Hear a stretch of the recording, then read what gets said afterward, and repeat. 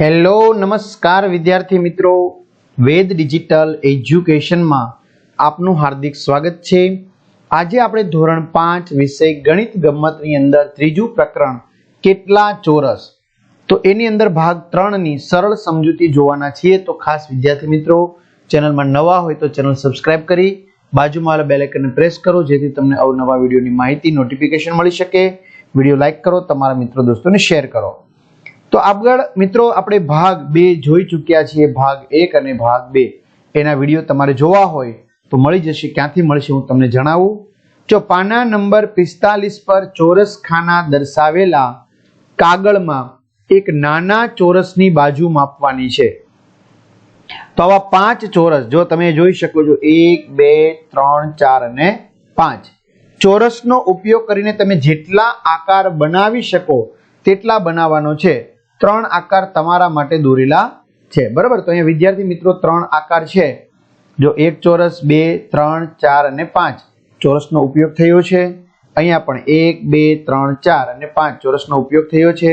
અહીંયા પણ 1 2 3 4 અને 5 ચોરસનો શું થયો છે, ઉપયોગ થયો છે। અને હવે તમારે શું બનાવવાનું છે, તો કે શક્ય એટલા તમારી રીતે બનાવવાના છે આકાર, બરાબર। તો જો હવે મારી રીતે બનાવું છું વિદ્યાર્થી મિત્રો, તમે જોતા જજો, બરાબર। હવે જો આપણે આ એક આકાર બનાવી નાખ્યો, થઈ ગયો। કેટલા બોક્સ થઈ ગયા, 1 2 3 4 ને 5, બરાબર। એટલે તમારી રીતે તમે વાપરી શકો, બુદ્ધિ તમારી પ્રમાણે। જો ફરી પાછો આપણે એક નવો આકાર બનાવીએ।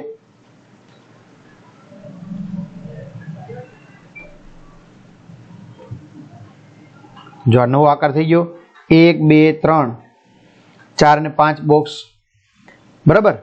ફરી પાછો તમારે બનાવવું હોય તો આ રીતે ફરી પાછો આકાર બની જાય। કેટલા બોક્સ, 1 2 3 4 5, બરાબર। તમારી રીતે વિદ્યાર્થી મિત્રો તમે શું કરી શકો છો, આકાર બનાવી શકો છો। જો આ રીતે તમારે આકાર બનાવવો હોય તો ફરી પાછો તમે શું કરી શકો, આકાર બનાવી શકો। જો 1 2 3 4 ને 5, ખ્યાલ આવે છે। એટલે આવી રીતે તમારી રીતે તમારે શું કરવાના છે, આકાર છે એ બનાવવાના છે। ડોક્ટરની નિશાની છે ને, જો કેટલા 5 ચોરસનો ઉપયોગ કર્યો ને। હજી કઈ એમ પૂરું નથી થતું, જો તમારી રીતે તમે બનાવી જ જાઓ। ઊંધો ટી તો બાકી છે જ આપણે, હે ને, હજી આ ઊંધો ટી બાકી છે। ચલો આ બી થઈ ગયા, કેટલા 1 2 3 4 ને 5। એટલે તમારી રીતે વિદ્યાર્થી મિત્રો તમે શું કરી શકો છો, આવી રીતે આકાર બનાવી શકો છો, બરાબર। જો હજી આપણે કંઈક નવો આકાર જ બનાવીએ। થઈ ગયું પગથિયા વાળો, 1 2 3 4 5। હજી તમને એમ થતું હજી મારે કંઈક નવો આકાર બનાવવો છે, હજી તમે તારે નવો આકાર બનાવો, બરાબર।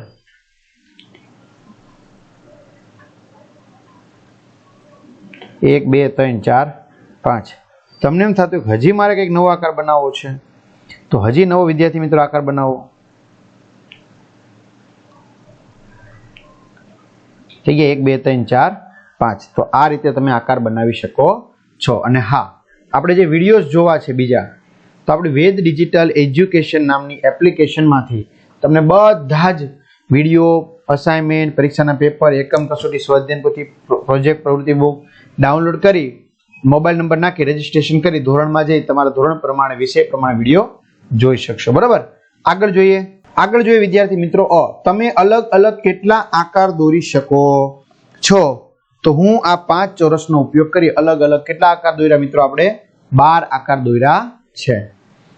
કયા આકારની પરિમિતિ સૌથી વધારે છે અને કેટલી, બરાબર। તો હવે વિદ્યાર્થી મિત્રો જે આકૃતિ એ છે એ સિવાયની દરેક આકારની પરિમિતિ એક સમાન એટલે કે 12 સેમી છે। હવે આપણે કામ કરવું પડશે, આકૃતિ એ નામ આપી દેવું પડશે, બરાબર। તો અહીંયા છે આકૃતિ નંબર એ, તો એના સિવાય બધાની પરિમિતિ કેટલા સેમી છે, 12 સેમી છે, બરાબર। તમે માપી શકો છો। પરિમિતિ કેવી રીતે માપશું, 1 2 3 4 5 6 7 8 9 10 11 ને 12, આની માપો 1 2 3 4 5 6 7 8 9 10 11 બરાબર, ખ્યાલ આવે છે? 1 2 3 4 5 6 7 8 9 10 અને આ 11, સોરી આ 12. આ આકૃતિની પરિમિતિ ઓછી છે. 1 2 3 4 5 6 7 8 9 10, એટલે આ પરિમિતિ ઓછી છે. બાકી બધાની પરિમિતિ 12 છે. કયા આકારની પરિમિતિ સૌથી ઓછી છે અને કેટલી? તો એ આકારની પરિમિતિ સૌથી ઓછી છે અને કેટલી છે? આપણે માપીએ એમાં 10 સેમી. આપેલ આકારનું ક્ષેત્રફળ કેટલું છે? બરાબર, તો આ ક્ષેત્રફળ તમારે વિદ્યાર્થી મિત્રો 5 ખાનાનું બનેલું છે, એટલે બહુ ઈઝી છે. 5 ચોરસ સેમી એવું કહી શકાય. કેટલું કહી શકાય? 5 ચોરસ સેમી. આગળ વધીએ. તમે 5 ચોરસની મદદથી બધા 12 આકારો મેળવ્યા. જો અહીંયા વિદ્યાર્થી મિત્રો 12 જુદા જુદા રંગથી તમને બતાવવામાં આવેલા છે. તો કે હા, આ બધા 12 આકારોને એવી રીતે ગોઠવ્યા છે કે જે એક લંબચોરસ બનાવે. આ એક 10 ગુણ્યા 6, 10 ગુણ્યા 6 એટલે 1 2 3 4 5 6 7 8 9 ને 10 ખાના ઉપર અને 6 ખાના 1 2 3 4 5 અને 6. બરાબર, તો એનો લંબચોરસ બન્યો છે. કેમ કે તેમાં 10 હાર અને 6 સ્તંભ છે. આડી કેટલી લાઈન છે? 10 લાઈન છે અને ઊભી કેટલી લાઈન છે? 6. તો તમને જાણીને આશ્ચર્ય થશે કે આ બધા આકારોમાંથી 10 ગુણ્યા 6 નો લંબચોરસ બને એવી 2000 કરતા વધારે રીતો છે. જો હવે આમાં વિદ્યાર્થી મિત્રો આપણે અગાઉ 12 રીતે બનાવ્યા ને, તો 10 ગુણ્યા 6 નો લંબચોરસ બને એવી રીતે 2000 કરતા વધારે રીતથી તમે બનાવી શકો છો. બરાબર, તો આ બધા 12 આકારોને કાર્ડશીટ પર દોરી અને કાપી લો. હવે તમારે આને શું કરવાનું છે? કાર્ડશીટ ઉપર દોરવાના છે અને કાપી લેવાના છે. ઓકે, આગળ આ 12 આકારોને બીજી અન્ય રીતે ગોઠવવાનો પ્રયત્ન કરો જેથી 10 ગુણ્યા 6 નો લંબચોરસ બને. તમે આવું કરી શક્યા? એટલે હવે આજે આકાર તમે કાપી લીધા છે બધાય. બરાબર, હવે એને તમારે ફરી પાછા યોગ્ય રીતે શું કરવાના છે? ગોઠવવાના છે. તો તમે ખબર ઘણી વાર ગેમ રમતા હોય હે ને, કે ભાઈ અહીંયા જગ્યા હોય તો પીળું આ રીતનો આકાર વાળું હોય એને અંદર આવવા દેતા હોય, કદાચ તમને ખ્યાલ હોય તો એ રીતે તમારે ગોઠવવાના છે.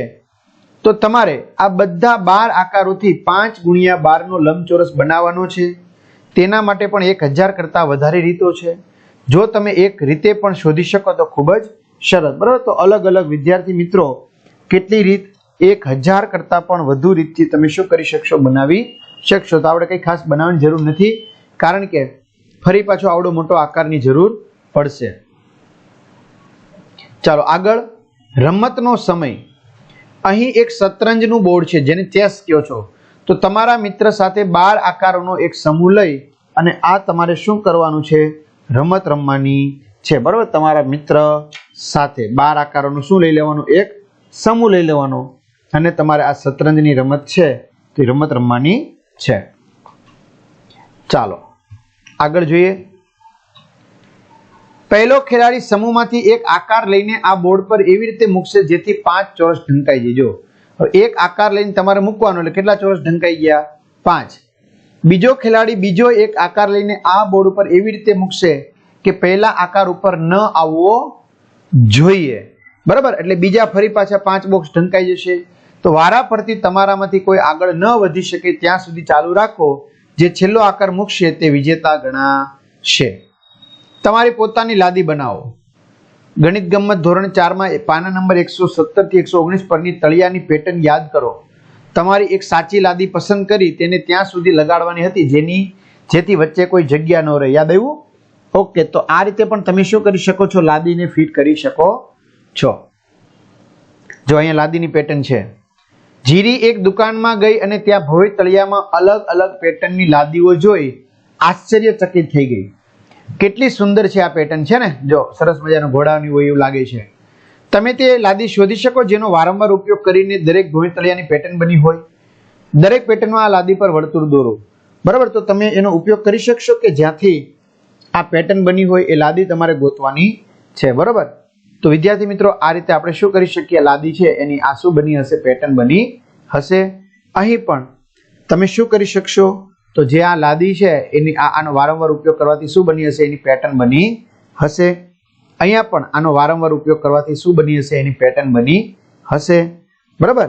આગળ આ પેટર્ન જોઈને જીરી પોતાની પીળી લાદી પોતે બનાવવા માંગે છે. તમે પણ આ રીતે તમારી લાદી બનાવી શકશો. તો પહેલું પગલું, એક કાર્ડશીટ કે જાડા કાગળનો ટુકડો લો, તેના પર 3 સેમી બાજુવાળો એક શું દોરવાનો છે? ચોરસ. બધી બાજુના માપ 3-3 હોય. આ ચોરસની કોઈ એક બાજુ પર ત્રિકોણ દોરો. જો હવે તમારે કોઈ એક બાજુ પર શું દોરવાનું છે? આવી રીતે ત્રિકોણ. હવે આ ચોરસની બીજી બાજુ પર બીજો એ જ માપનો ત્રિકોણ દોરવાનો છે. જો બીજો એ જ માપનો ત્રિકોણ, પરંતુ આ વખતે આ ચોરસની અંદરની બાજુએ દોરવાનો છે. ક્યાં દોરવાનો છે? ચોરસની અંદરની બાજુએ. કાર્ડ શીટમાંથી આ આકાર કાપી લો, એટલે કે આ જે ત્રિકોણ તમે બનાવ્યો એ આકાર કાપી લેવાનો છે. એટલે નવો આકાર શું બનશે? આ રીતે બનશે, જે દર્શાવ્યો છે. ક્લિયર? તો આ તમારી લાદી તૈયાર છે. તો એનું વિદ્યાર્થી મિત્રો કેટલું ક્ષેત્રફળ થશે? આનું તમારે શું શોધવાનું છે? ક્ષેત્રફળ. તો કઈ વાંધો નહીં, ચાલો આપણે એક કામ કરીએ. ક્ષેત્રફળ બહુ ઈઝી રીતે આપણે ગોતી દઈએ.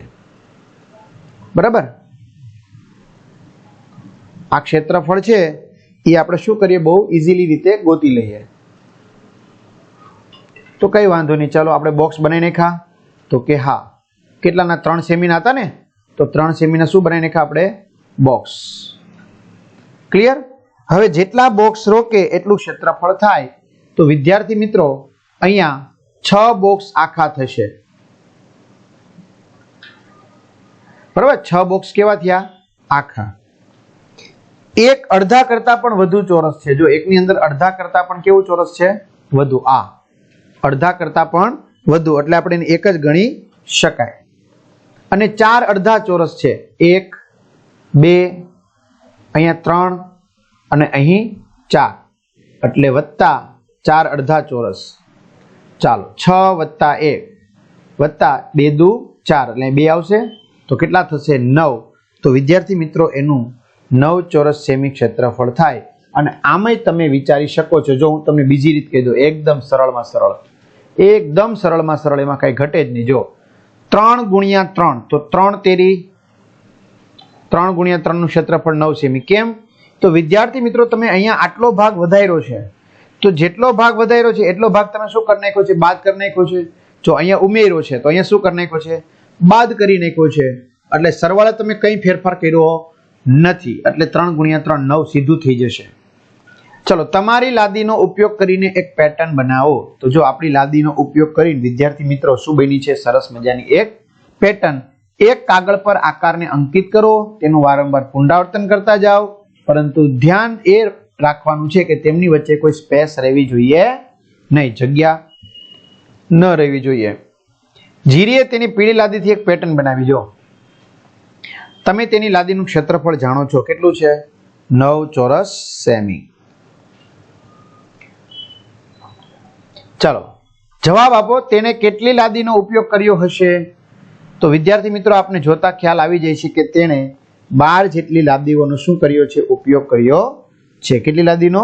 12. જો આ 1, 2, 3, 4, 5, 6, બરાબર. 6 અને 6 બીજી, એટલે કેટલી થઈ ગઈ? 12. એટલે આગળનો અડધો ભાગ છે, પાછળનો અડધો ભાગ છે, એટલે 4 ગણાય. 3, જો આ 1, 2, 3 અને આ 4, અડધી આગળ ને અડધી પાછળ. એવી રીતે આ આખી છે 1, 2, 3, 4, અડધી આગળ અડધી પાછળ. રેડી? 4 થઈ. હવે 4 વખત ઉપર છે અડધી અડધી, 4 વખત નીચે છે અડધી અડધી. રેડી? એટલે કેટલી લાદી થઈ? 12. તો જીરીએ અહીંયા જે તળિયાની પેટર્ન બનાવી તેનું ક્ષેત્રફળ કેટલું થશે? તો આગળ જણાવ્યા મુજબ આખી લાદીમાંના એક ચોરસનું ક્ષેત્રફળ કેટલું હતું? 9 ચોરસ સેમી. તેથી એક આખી લાદીનું ક્ષેત્રફળ કેટલું થાય? આખી લાદીમાં આવા 4 આકારો સમાયેલા છે ને, એક આખી લાદી બનાવવામાં કેટલા આકાર છે સમાયેલા? 4, એટલે 9 ચોક 36, 36 ચોરસ સેમી થાય. હવે આકૃતિની પેટર્નમાં 12 લાદી છે, તો 12 ગુણ્યા 36, એટલે વિદ્યાર્થી મિત્રો થશે 432 ચોરસ સેમી. કેટલી થશે? 432 ચોરસ સેમી. ફરીથી જુઓ, 9 ચોરસ સેમી એક લાદીનું, સોરી એક માપનું, એક આકારનું. તો એવા 4 આકાર ભેગા થાય ત્યારે એક લાદી બને. બરાબર? આ જો એક લાદીમાં 1, 2, 3 ને 4 આકાર ભેગા થાય તો 9 ચોક 36 થયા. તો એક લાદીનું ક્ષેત્રફળ 36 ચોરસ સેમી. તો એવી 12 લાદી છે, તો 432 ચોરસ સેમી ક્ષેત્રફળ થશે. મહાવરો: જીરીએ બીજી કેટલીક લાદીઓ બનાવવાનો પ્રયત્ન કર્યો. તેણે 2 સેમી બાજુવાળો ચોરસ લઈને નીચે દર્શાવેલા આકારો બનાવ્યા.